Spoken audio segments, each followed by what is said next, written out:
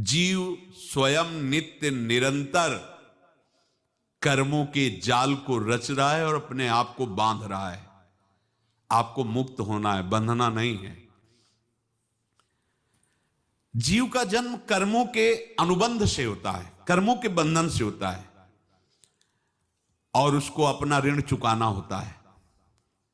कर्मानुबंध ये बहुत सूक्ष्म विषय है।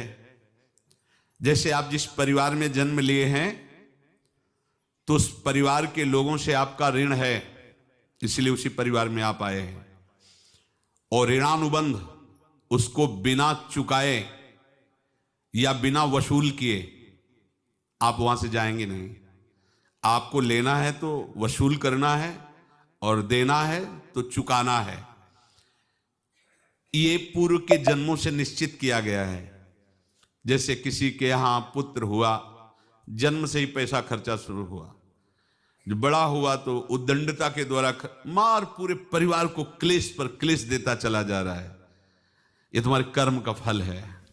या ऐसे शक्तिहीन बुद्धिहीन ऐसे पागल पूरे जीवन सेवा करो, तुमसे अपना हिसाब चुकाने के लिए वो आया है। अब परिवार के जो सदस्य जुड़े आके, मतलब पत्नी आते ही पूरी हृदय में आनंद, परिवार में आनंद, और जीवन भर वो आनंद ही सुख देने के लिए उसका जन्म हुआ। वो अपना ऋणानुबंध मुक्त, और आते ही भयंकर क्लेश खड़ा कर दिया, बीच में दीवाल और झगड़ा वैसा, फिर अतरे दिन मारपीट शुरू, कलह अशांति, पूरा जीवन नरक हिसाब करने आए। यहां ऋण चुकाए बिना कोई जा नहीं सकता, ऋण चुकाना पड़ेगा। किसी का ऋण वसूल करना है तो किसी को ऋण चुकाना है, दोनों काम करने होते हैं। अनेक जन्मों में अनेक लोगों के साथ हमने जो बर्ताव किए हैं, अच्छे या बुरे, वो होंगे। अब किसी आदमी को हम जानते नहीं, अचानक मिला, अचानक टक्कर लगा और मार पीट गाली गुप्ता सब कर दिया, चुपचाप सह लो। क्यों? ये आपका हिसाब है, पूर्व का हिसाब। हमारा उससे कोई द्वेष नहीं, कोई संकल्प नहीं। अचानक घटना घटी और हमसे द्वेष करने लगा, हमें पीटने लगा, हमें गालियां दे, ये हिसाब है, चुपचाप सह जाओ। अपने घर का भाई ही भारी दुश्मन बन गया और क्लेश, हिसाब है। एक प्रभुदत्त ब्रह्मचारी जी की वाणी में पढ़ा था, एक महात्मा जी भ्रमण करते थे तो उस समय असरफियां चलती थी, मोहरे असरफियां, तो उनको भेंट में देते लोग। तो या तो ठाकुर सेवा में लगे तत्काल, या संत सेवा में तत्काल लगे, उसका संग्रह करके डोलना ये ठीक नहीं है। बैरागी के लिए सिद्धांत में ये ठीक नहीं है। तो जब 2, 4, 6, 8 ऐसे मोहरे हुई तो उन्होंने विचार किया कि और भ्रमण करके जब काफी मोहरे हो जाएंगी तो प्रयागराज में जब कुंभ पड़ता है, एक बार पूरे सब अखाड़े के संतों को, अलग अलग संप्रदाय सब संतों को बुलाएंगे और सबको पुआएंगे। अब साधु है तो यही विचार करेगा, और क्या विचार करेगा। तो उन्होंने ऐसे डंडा बनवाया, बेंत, जो ऊपर से चूड़ीदार और भीतर पोला, और मोहरे उसमें डालते गए।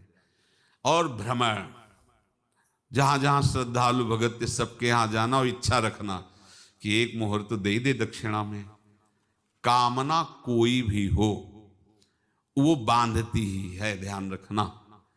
इसीलिए प्रभु जो चाहे वो करे, अपनी चाह नहीं रखनी चाहिए, अपनी चाह प्रभु की चाह में मिला देनी चाहिए। धीरे धीरे वो छड़ी भर गई। भ्रमण करने वाले महात्मा चूड़ी लगाई, इंतजार करते रहे। जब प्रयाग का कुंभ पड़ा तो चले। तो रास्ते में एक गांव में पूछा जाता है, जैसे कहीं रुको कि कोई श्रद्धालु ऐसा है जो संत सेवी है।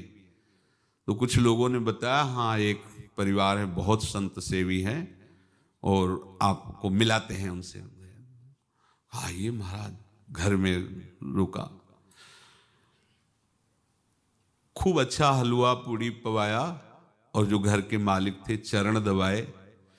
चरण दबाते दबाते उनकी दृष्टि पड़ी उस डंडे पे, इतना मोटा और ऊपर से कुछ चूड़ी सी भी नजर आ रही। इस डंडे में तो कोई रहस्य है ही है। अब महात्मा जी को खवा पिला के सुला दिया। महात्मा जी जब सो गए तो पत्नी से धीरे से कहा, वो डंडा लाओ बाबा जी का। डंडा, वो चूड़ीदार जो ही खोला पलटाया तो सैकड़ों मोहरे। ऐसे संत रोज पधारे भगवान, तुम आनंद हो जाए फिर क्या। पत्नी से कहा, नाप के कंकड़ लाओ। वो तो महात्मा जी तो खाए खीर पूड़ी, आराम से सो रहे। रात में पूरी प्लानिंग करके उसमें कंकड़ भर के चूड़ी लगाकर सिराने रख दिया, सारी मोहरें हटा ली। महात्मा जी आराम से छड़ी उठाए तो वजन पक्का। वैसे बड़े लोग चतुर होते हैं, पर ये नहीं जानते कि कर्म कितना भयानक होता है। और उनकी कोई संतान नहीं थी, पर धन में इतना प्रेम उनको था। बहुत सावधान। साधु महात्माओं के पास जो अर्थ है, गृहस्थी अगर आता वहीं से है, पर अगर उसको जोर जबरदस्ती या किसी छल कपट से, तो वो उसका विनाश ही करता है। आज तक का प्रमाण है। अब उनको ये भाव पता नहीं होगा, या पता होगा तो लोभ के कारण वो उसको मान नहीं पाए होंगे। महात्मा जी गए प्रयाग में, किसी अखाड़े पर रुके और वहां प्रार्थना की कि कल जो है संपूर्ण अखाड़ों का निमंत्रण किया जाए और सब संतों को भोग पवाया जाए और उनको दक्षिणा भी दी जाए। महंत ने सोचा कि बहुत बड़ा है तो उत्सव है, क्योंकि प्रयाग में कितने हजारों संत महात्मा सब। तो उनका, महाराज बोरों इसमें चीनी और टीनों घी लगेगा, सब व्यवस्था। बोले आप मंगाइए, एक एक हिसाब हम करेंगे, हमारे पास सब व्यवस्था है। बोले कुछ तो पहले दे दो, वो इकट्ठे देंगे हम। उनको था कि अगर हम छड़ी खोला और दो चार मोहरे दी, किसी को पता लग गया तो गड़बड़ हो सकती। बोले हम भंडारे के समय आखिरी में सब कुछ आपको दे देंगे। ठीक है। वो अपने पास से पैसे लगाकर खूब जितना सामग्री सब लाए, लाखों की, और सब संतों को निमंत्रण कर दिया। संत जन निमंत्रित हो गए, भंडारा बन रहा है। तब वहां के महंत है और उनका देखो भंडारा भी बन रहा है, संतों को निमंत्रण। अब आप अर्थ की व्यवस्था कीजिए, क्योंकि इतनी बड़ी हमारी सामर्थ्य नहीं थी जितना हमने किसी तरह हमने व्यवस्था की। अब मुझे अर्थ चाहिए, तभी आगे की व्यवस्था बढ़ेगी। संतों को दक्षिणा देंगे और जिनसे अर्थ लिया उनको दे। देखो रसोई बन गई है सब। उनका, अच्छा तुम्हें विश्वास नहीं तो ये अभी चूड़ी खोली। उनको तो था ना कि मोहरे हैं, कंकड़। तो अब जैसे कितना उनको सदमा लगा होगा। हजारों संतों का निमंत्रण, रसोई बन, मतलब संत हो के छल कपट। तो उनका, महाराज आपने तो हमारा नाश कर दिया, जो महंत थे। अब बताओ, रसोई बन गई, संत निमंत्रित हो गए और आप ये कंकड़ दिखा रहे हैं हमको। आपने तो हमें बर्बाद कर दिया। हमारी इतनी सामर्थ्य नहीं थी, आप पहले बता देते। संत होकर ऐसा छल कपट। अब वो बोले तो क्या बोले, क्योंकि उनको पता था कि मोहरे हैं इसमें। अंदर से उनका चिंतन गया उसी सेठ के पास, अच्छा ऐसा धोखा हमारे साथ किया, भोगोगे तुम। ये जो निकलता है ना भोगोगे, ये अकाट्य होता है। क्योंकि किसी का भी हृदय, मान लो किसी भी जीव जंतु को आप कष्ट दें और उसका हृदय आह भर जाए, तो वो आह वज्र की लीक है, तुम्हें भोगना पड़ेगा। वो देखो भीष्म जी को भोगना पड़ रहा है ना। सांप को ऐसे धनुष की नोक से उठाया और बंबूल के कांटों के ऊपर फेंक दिया, कई दिन तक शेदा हुआ, वो आह भर करके मरा। तो आपको 6 महीने बाणों की सैया पर आह किसी की ना लेना जिंदगी में। कोई ऐसा कोई आह भर करके कह दिया तुम समर्थ हो, हम तो कुछ कर नहीं सकते, और अंदर से दुखी, फिर तुम्हारी सामर्थ्य काम नहीं करेगी, मिट्टी में मिला देगी। फिर ये तो संत थे और भगवत आराधना के लिए, संत आराधना के लिए ही ऐसा किए हुए थे। अब इनका कैसे मुंह दिखाएं, अब क्या करें। सुबह संत जन आएंगे, सबके बीच में हमारी कि देखो इन्होंने, अब क्या करें। गए और संगम में जाके छलांग लगाई, अपने प्राण त्याग दिए। अब उनके तो पास मोहरे थी और व्यापार बढ़ा, और 9-10 महीने बाद ही लड़का हुआ। अब तो उनको कि संत फलीभूत हो गया। देखो व्यापार चल रहा, लड़का नहीं होता था, लड़का भी हो गया, बड़ा आनंद छा रहा है। जब से वो प्रकट हुए और धन की वृद्धि शुरू हो गई, पढ़ाई लिखाई में उनके खर्चा हुआ सब, बस बीमारी शुरू हो गई उनके शरीर में, अब उसमें पैसा जाना शुरू हुआ। इतने आसक्त तो वो दोनों हो गए कि कुछ भी हो, व्यापार ठप, संपत्ति बेचना शुरू। तो उन्होंने कहा कि बेटा मैं क्या कर सकता हूं तुम्हारे लिए? बोले हमारी अंतिम इच्छा है प्रयाग चलो, और जितने प्रयाग में संत महात्मा सबको एक बार भंडारा करवाओ, हमारी इच्छा अंतिम है, क्योंकि अंतिम यही इच्छा थी। तो बोले अब ज्यादा संपत्ति तो नहीं रह गई, तो बोले घर बेच दो, मेरे लिए ही तो है, बेच दो, मुझे लगता मैं बचूंगा नहीं, पर मेरी अंतिम इच्छा पूर्ण कर दो। घर बेच दिया, जेवर बेच दी, वहां गए, जब संत सेवा की तो बोले मुझे संगम तक ले चलो।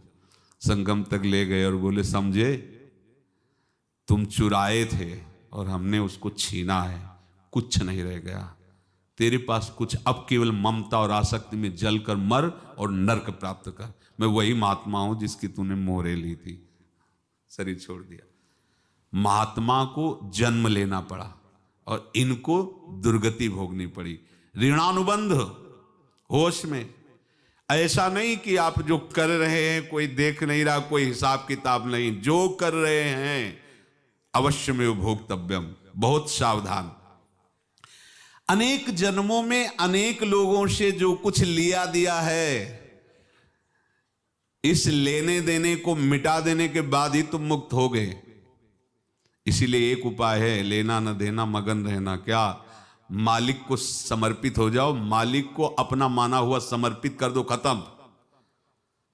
अहम त्वाम स्वरूपापेभ्यो मोक्षयिष्यामि, सब खत्म, आगे पीछे लेना देना सब खत्म। एकादश स्कंद में भगवान श्री कृष्णचंद्र जी ने कहा जो मेरे चरणों का आश्रय लेकर भक्त मेरा भक्ति करता है, उसके पितृ ऋण, मातृ ऋण, देव ऋण, ऋषि ऋण, सब ऋणों से मैं मुक्त कर देता हूं। बस यही एक उपाय है जो इसके बंद करने का उपाय भक्तों के लिए है, वो यही है, भगवान की शरण में होकर अपना माना हुआ पूरा भगवान के अर्पित कर दो। अर्पित करने का तात्पर्य उसमें अहम हटा दो।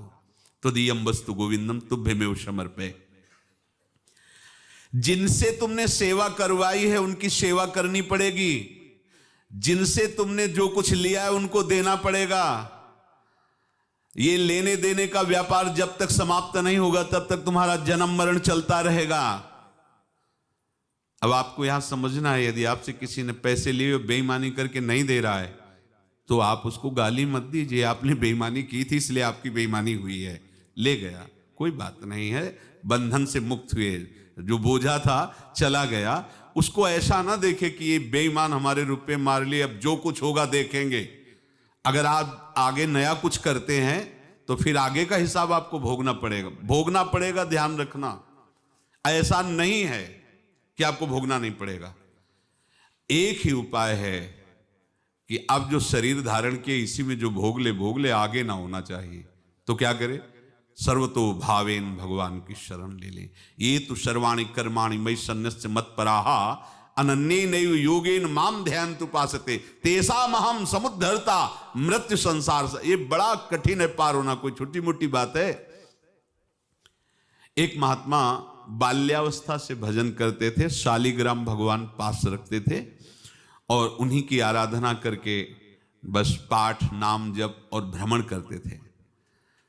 यौवन अवस्था थी, गंगा जी के किनारे अपने ठाकुर को विराजमान करके स्नान करने के लिए कपड़ा ही उतार रहे थे कि 90 लोग आ गए, भाला तलवार सब ले, मारो मारो इसको मारो, घेर लिया।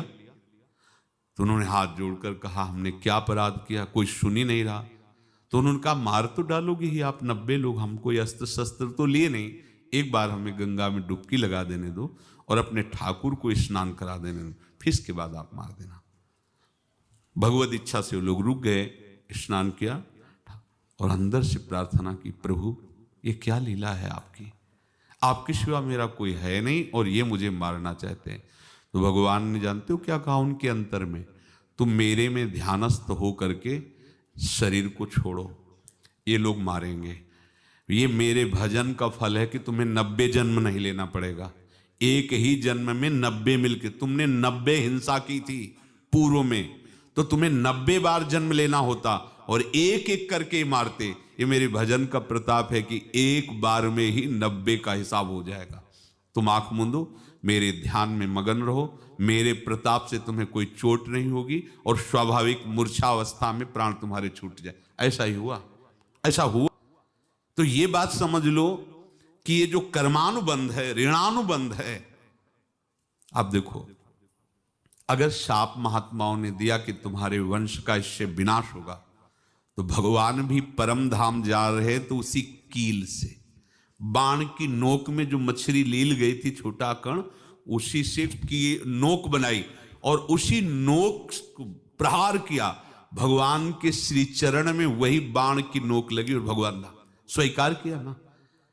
भगवान का बड़ा लीला विचित्र है। अगर छुप करके उधर रामावतार में बात, तो इधर ऐसे स्वीकार किया है भगवान ने। ऐसा कहीं नहीं दिखाया कि मैं भगवान हूं तो मैं अपने लिए, ऐसा नहीं दिखाया। नारद जी का हित किया पर नारद जी ने श्राप दिया तो भगवान ने स्वीकार किया। बंदरों ने ही सहायता की, जैसा बोले थे वैसा। ये लीला इस शरीर में भोगनी पड़ेगी। हाँ, ज्यादा को कम में भुगता देंगे, पर अब अगला शरीर ना मिले, इसके लिए सर्वतो भावेन भगवान के आश्रित हो जाए। जैसे आपने दुकान फैला रखी है तो उसमें दो काम होते हैं, लेना और देना। किसी को उधार दिया है तो हमें उसे लेना है, और कोई नगद देकर सामान ले रहा है तो उसे सामान देना है, या उधार लिया है तो हमें उधार देना है। अब अगर दुकान बंद करनी है तो तुम्हें देने वालों पर जोर देना है, लेने वालों पर जोर नहीं। लेने वाला तो जवाब क्षमा किया, समर्पित किया, हमारा कोई संबंध नहीं, खत्म हो जाए, वो खुशी हो जाएगा। लेकिन देने वाला, तुम अगर दुकान भी उठा दोगे तो जहां भी रहोगे तुम्हारे पास वो आएगा, लाइए हमारा। तो देने पर नजर रखिए, जिसका जिसका हिसाब है वो आपके सामने आता जाए, हटाते जाओ। लेने पर नजर मत रखिए और दुकान फौरन उठा दीजिए, नहीं अगर लेते देते रहे तो चलता रहेगा। आगे चलकर कुछ लेना न देना, मगन रहना बस अपने प्रभु के चिंतन में। अब हम कैसे जाने कि किसको क्या देना है, हमें क्या पता? तो हम पूरा हिसाब जिनको पता है उनको दे देते हैं। समझ रहे हो? उनको पता है क्या लेना है क्या देना है, तो इनके पास पहुंच गए, सरकारी हिसाब से सब बराबर कर देंगे। हमको अपनी जिम्मेवारी इनकी चरणों में समर्पित कर देना है, तभी हम जीवन मुक्त होंगे। ये रहस्य की बात है।